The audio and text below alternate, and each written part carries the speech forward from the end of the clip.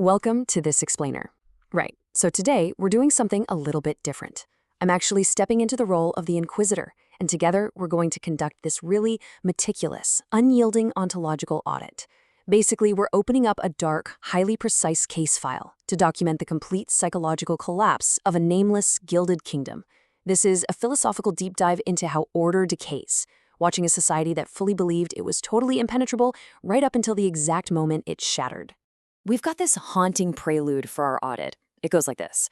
The most dangerous jester is not the one who makes you laugh. It is the one who makes you realize you have been laughing at yourself all along.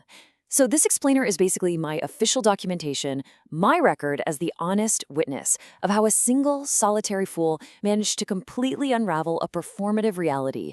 Let's dive right in and see exactly how a society builds its own illusions, and honestly, how effortlessly those illusions can just be dismantled. Section 1. The Kingdom of Agreements, a society built on air.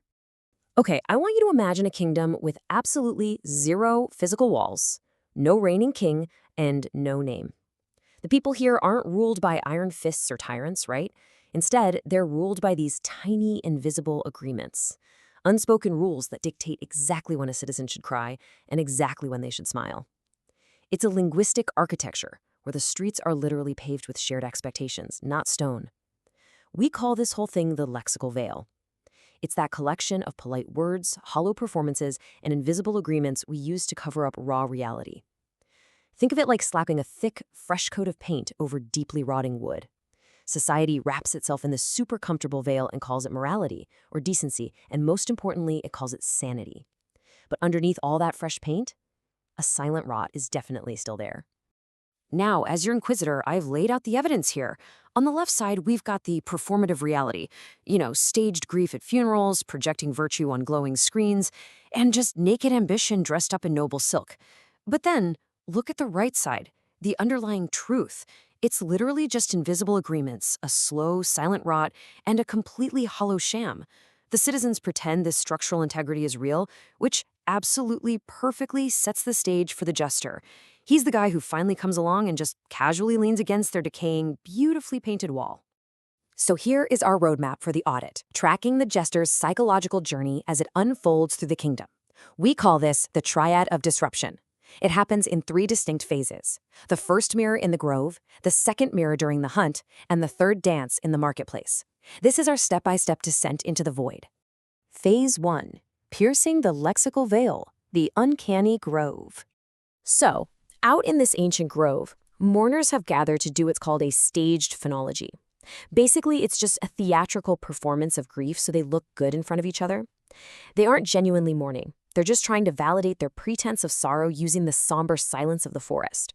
But then, the jester meets them in the shade. And he uses weaponized laughter, just a single genuine chuckle, as a philological tool to completely shatter that pretense. He exposes the incredibly awkward truth. Their so-called morality was really just a designated scheduled time for weeping. It wasn't virtue at all. It was an invisible agreement dictating how to behave in the silent trees. And that one laugh, it forces the bereaved to confront the ontological void. Now, this is that terrifying realization that the societal structures you completely believed in are entirely hollow. It's exactly like leaning back against what you think is a solid wall and just falling straight backward into nothingness. The fresh paint is completely stripped away, and the mourners are just left there, holding a terrified breath, standing at the edge of a reality they can't mask anymore. Moving on to Phase 2, unmasking the noble parasite, the royal hunt. All right, so here the Gilded Few are staging this elaborate royal hunt, desperately trying to assert their status and prove their legitimacy. They're using these rituals and their silk-dressed ambition as a shield against the wild, untamed reality of nature, or what our sources call the raw etymology of the wild. Acting as your honest witness, I documented this mechanical performance of order really closely. See, the jester just sat among the tree roots and perfectly mirrored the nobility. By reflecting their false superiority back at them with such accuracy, he showed that their civilization's clothing covered absolutely nothing genuine. Their invisible agreements started leaning like that rotting wood we talked about, and it revealed this devastating truth. Their entire throne was built on suppressed stones of truth that everyone had just collectively agreed to ignore. Phase 3. The hollow shrine of commerce, the marketplace.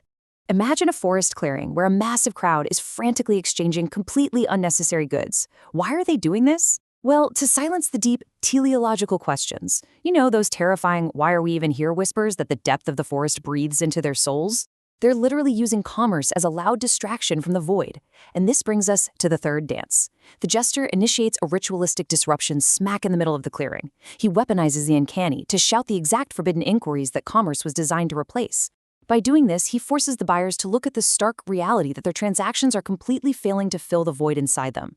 He proves, definitively, that their forced paths were paved only with shared expectations, not solid stone. Which leads us to this incredibly profound quote. Civilization was a joke half told that could no longer sustain the painted surface of their marketplace. This right here is the tragic collapse of what our sources called the signifier of sanity, the illusion that anyone is actually in control. Out there among the pines, the citizens are just hit with this sudden, paralytic realization that their entire performative reality is a hollow sham. The painted surface has completely cracked. The final ontological audit, the deep thicket. At this point, the entire kingdom has lost its way. They've fallen into complete semantic paralysis, literally lacking the words or agreements to even explain their own ruin. I've documented the anatomy of this silence, the psychological evidence of this collapsing reality, step by step. Step 1. The High Minister attempts what's called a desperate liturgy. It's this pathetic, ritualistic attempt to reestablish order simply by frantically straightening his cuff. Step 2. The Lord Chamberlain makes an ocular confession. He just stares blankly off into the middle distance. He's looking directly into the void. And finally, step 3, authority officially and entirely dissolves into the space where nothing is. They have completely surrendered to the silence. As we close out this audit, we've got to compare what's left. On the left side, the signifier. The hollow titles, the mechanically straightened cuffs, and the silent compliance of a totally broken court. But look at the right side, the signified. The suppressed truths and the weaponized smile of the fool. In this exact moment, the inquisitor and the jester merge into a singular, genuine weight against consensus reality. We've permanently broken the kingdom's reliance on these hollow signifiers. The signifier of sanity has finally collapsed under its own documented weight. And so I'm going to leave you with this final, provocative thought. The signifier of sanity in this gilded kingdom has collapsed under its own weight. The scripture of the fool is literally all that remains out in those silent woods. I want you to look at the invisible agreements in your own performative reality. When the fresh paint finally peels back, are you ready for the invisible walls you lean on to give way?